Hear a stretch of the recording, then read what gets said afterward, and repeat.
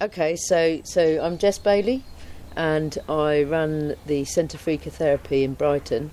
So there's a theory called psycho-evolutionary stress reduction theory. Psycho-evolutionary stress reduction theory. And it's basically that time in nature brings your heart rate down, changes your blood pressure, your body hormonally and chemically changes when it's in nature. It's real. It's not it's not gobbledygook. And there's plenty of research papers out there that support this. And there was a research project done called View from a Window, and it looked at 3 different situations: hospital situation, prison situation, and an educational situation, where the view from the window was looked at as in terms of what effect it had on those people indoors. So in a hospital situation, there were 3 types of view from a window. There was an urban view, a semi-urban view, and a rural, a natural view. So the urban view was just looking out on other buildings. The semi-urban view was buildings and, say, a tree. And the fully natural view was trees, fields, completely. And the evidence found that in a prison situation, when they were looking out on a fully nature view, the incidence of violence went down.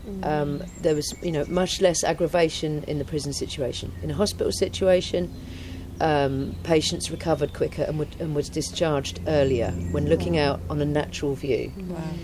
And in an educational situation, so university students were better able to focus and were better able to maintain their focus and concentration much longer when looking out on a natural view.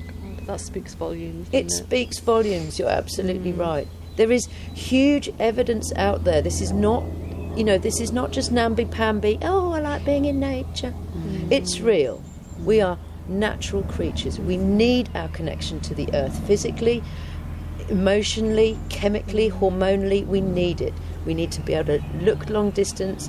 We need to be able to see the gradations of colour. We need to look at the changing seasons and understand what that does to us internally.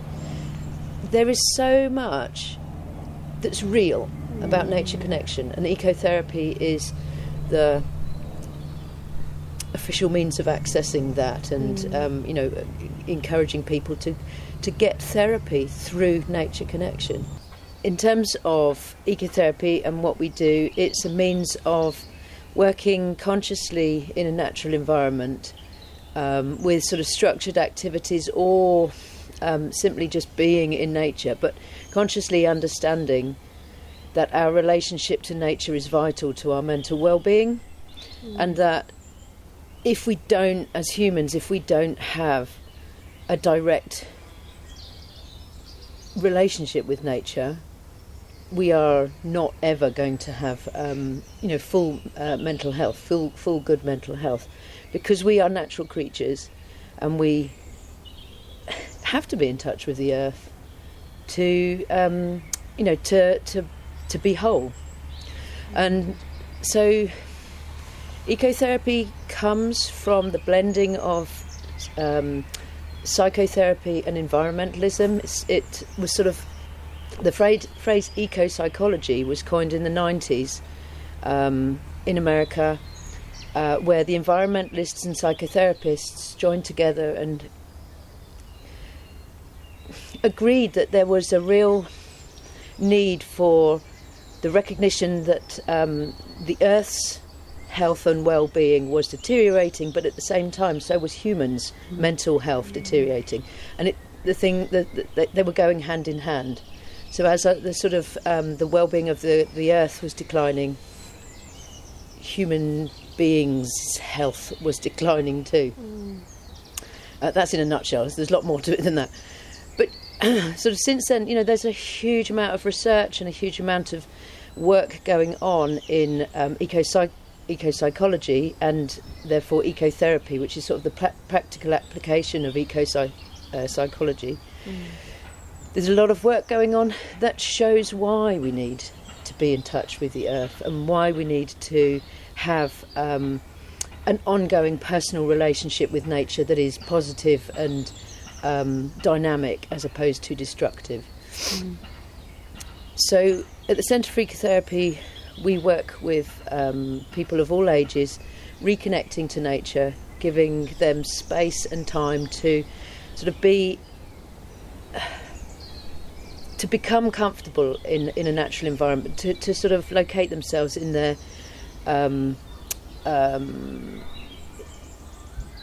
in their own way. We give people the opportunity and the space to sort of reconnect to nature and to value that connection so that they can try and maintain their own mental well-being in an individual way. You know, they may come to sessions with us and work together in a group, but they could do that sort of work and the sort of they could experience the same sort of enjoyment in their own way, in their own time, and they could maybe, you know, go out with their families and do things, become part of a conservation group, or, you know, do some volunteering, or just go out and pick up litter when they go on a local walk or something.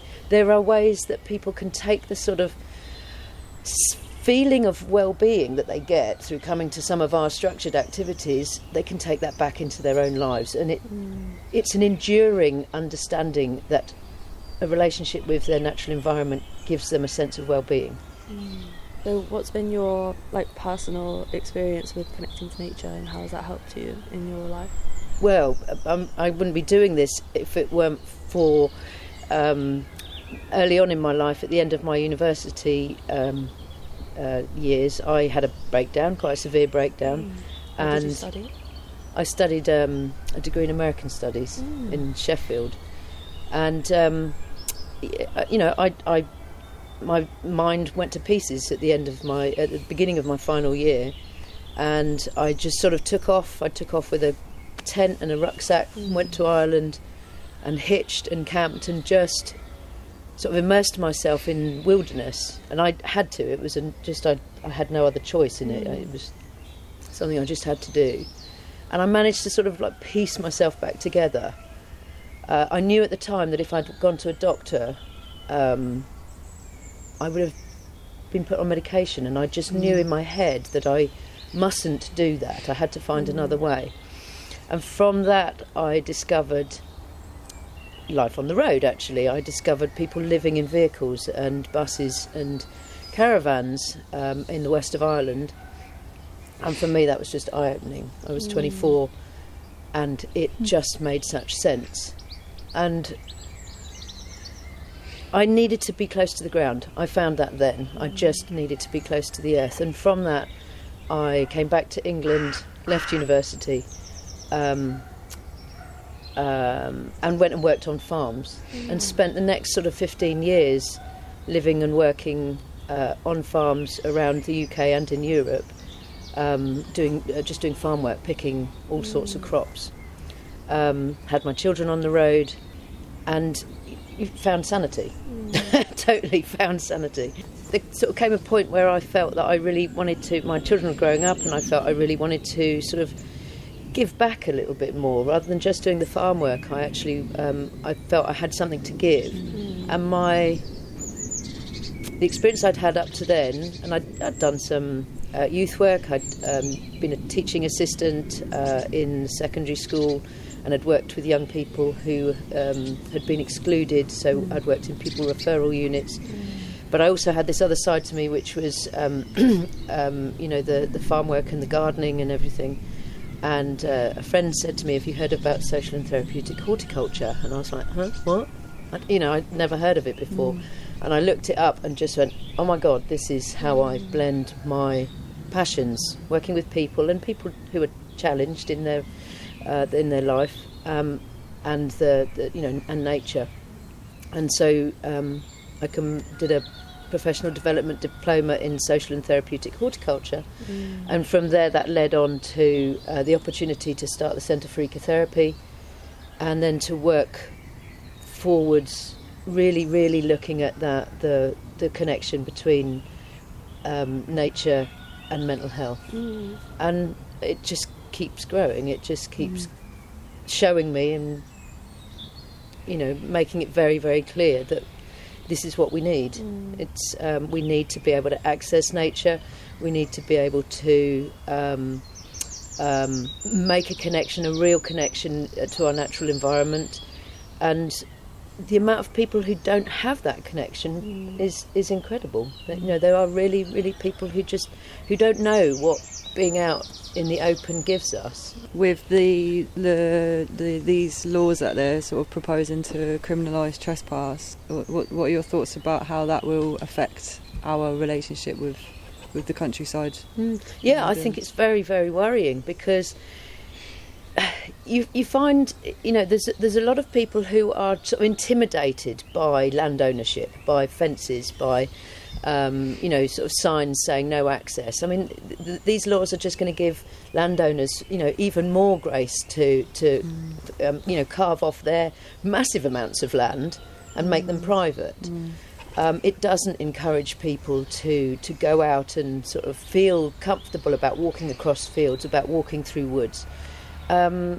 We don't need any more prohibition about our natural environment. We need it opening up and saying, as long as you're not, like messing with people's crops, messing with people's herds of animals, messing with people's, gardens and stuff, then why shouldn't we roam freely across this land?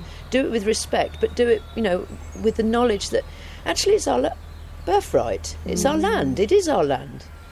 But,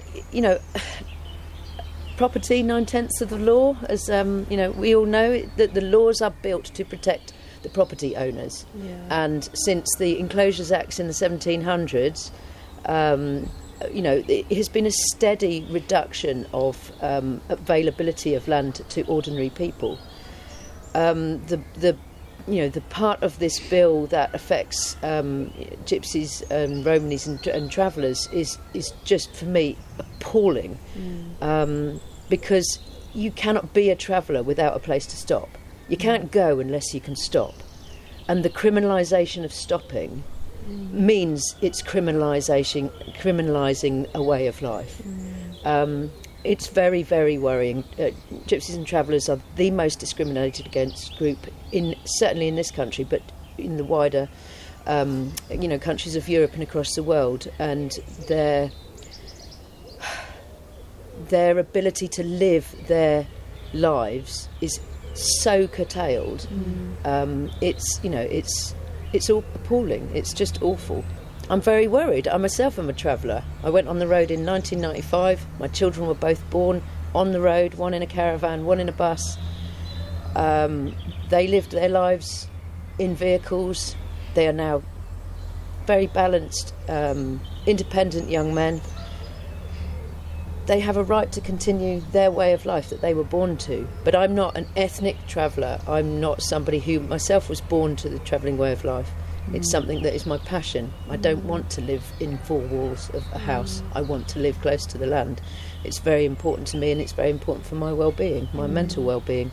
I haven't gone into it a lot. It's very much theoretical at the moment, but we know that farmers are paid, subsidised, to keep land fallow. So there's plenty of fields around around the nation which are doing absolutely nothing, nice grassy fields. There could be a sort of an application, internet application online, where you could book into, like, farmers could say, well, I've got this field or this field that's available for this period of time, say, let's say 3 months at a time. And you could book in, rather like a campsite situation, but you could book in, you're there for 2 months, 3 months, it's close to the town that you're working in or where you need to be. The only provision really needed for most of us who live on the road is a standpipe and somewhere to empty a toilet into. We don't need anything else. We're pretty self-sufficient. And if you knew that at the end of that 3 months you've got another field you can book into, why there is no need to be sort of taking up lay-bys, taking up car parks or trespassing onto land that is used for other things. The problem that we all have is that farmers are not allowed to give us fields to live in. We don't want to live anywhere, special or anything. We want, we are very happy living in a field. That's all we really need, or in a woodland or something. Yeah. But legally, landowners are not allowed to do that. We know there are plenty of landowners who would be very happy to have this going on. Why not make it legitimate? Why not make it a thing that people who live in vehicles can live in vehicles, like people can live in boats? Do you think it's a fear thing that if they'll allow it, everyone would do it? I think that's a realistic thought, because as you go through around the place and you talk to people, a lot of people would live this way. It's a simplistic way of living. It is, but there's also, I think, there's also, obviously, there's positives and negatives, and people maybe don't always hear about the struggles that also come with living on the road. Like the stigma and the discrimination through the winter if you're in a boggy field. Do you know what I mean? There's all of this stuff as well, and I think people romanticise kind of this way of life, but it's like you have to also be prepared to live out in nature and not have all the city life that comes with it, being able to not everybody down. is going to choose it, are they? It's just it's always that like grass is greener thing. I think we're quite a bitter sort of culture, really, some of us, I think. A lot of our freedoms have been taken away over the years, so I agree with you. And that's built up over time, and it's just I think it would be, I think there could be a really straightforward solution to the for Romanis and gypsies and travellers. It wouldn't be hard. You've just got to be willing to sort of say, you exist, you have a right to exist. It's just another way of life. Now, I run a community organisation, I work as a gardener, I support my elderly parents, I don't claim any benefits, I run 3 vehicles and pay all my taxes for those 3 vehicles. Tell me what's wrong with that. Tell me why I shouldn't. Yeah, it's a simple way of life. Life has become too complicated. It's too goddamn full of this, really that, is. the other, regulations. The movement towards technologicalisation of our whole life is not good for us as humans. And a simple way of life where you don't have to earn as much. You don't have to be pushed to sort of, work. And maybe that's part of the fear, is actually governments want us head down working. Don't look up, don't think. There's plenty of land out there. There's so much. Farmers, we care very much for our land in this country. We are nature-focused people, and we want it kept pristine. We want it kept focused on nature. But at the end of the day, most of the land is owned by farmers, or is certainly under farmers' control. And therefore, it is semi-industrial. It is not wild nature as we know it.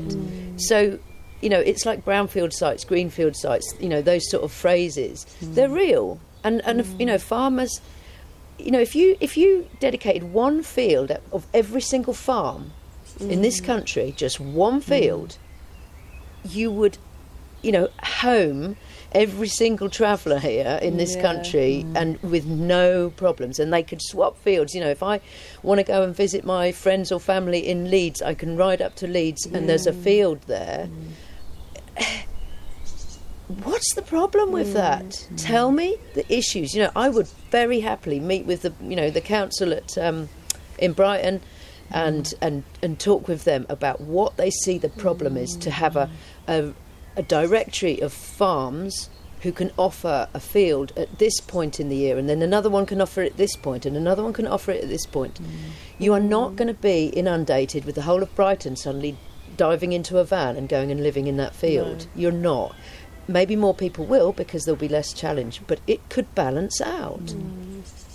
Charge a fee. Make it realistic, please. We're living in a field. Yeah. It doesn't have to be extortionate, but it can be proportional to people's wages, people's, need to live there. Let's be kind to one another. I think that's it, isn't it? It's being kind,